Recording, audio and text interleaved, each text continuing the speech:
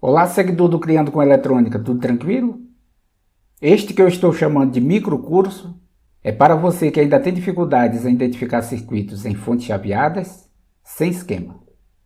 Aqui vamos explicar de uma maneira bem simples como identificar as principais partes de uma fonte chaveada sem esquema. Serão 15 aulas envolvendo estas 4 fontes. E agora veja o que tem nas 15 aulas. Na aula 1, vamos identificar o retificador de entrada nesta pequena fonte e ver para que servem os principais componentes. Na aula 2, vamos identificar alguns circuitos no primário, como partida, V-bias, gate drive, circuito clamp e as sense. Na aula 3, vamos identificar o retificador secundário e malha de feedback. Na aula 4, vamos identificar o retificador de entrada nesta fonte colmeia de 20 amperes e ver para que servem os principais componentes. Na aula 5, vamos identificar alguns circuitos no primário, como partida, V-bias, gate drive, circuito clamp e as sense.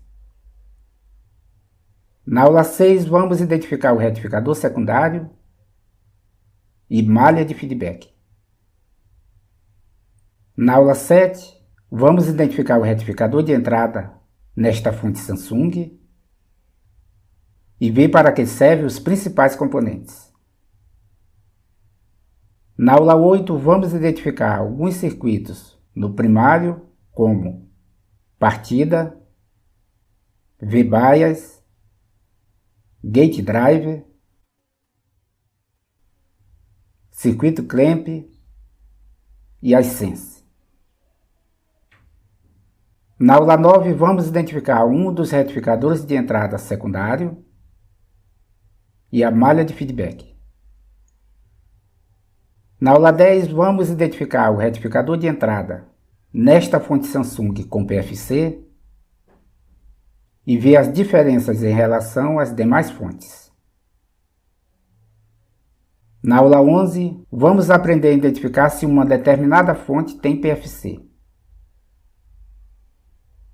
Na aula 12, vamos aprender a identificar a fonte Freiberg em uma placa-fonte como esta, com vários conversores.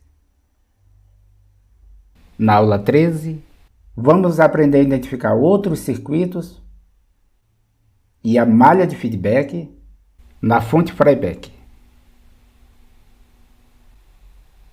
Na aula 14, vamos aprender a identificar a fonte Healthbridge em uma placa-fonte como esta, com vários conversores.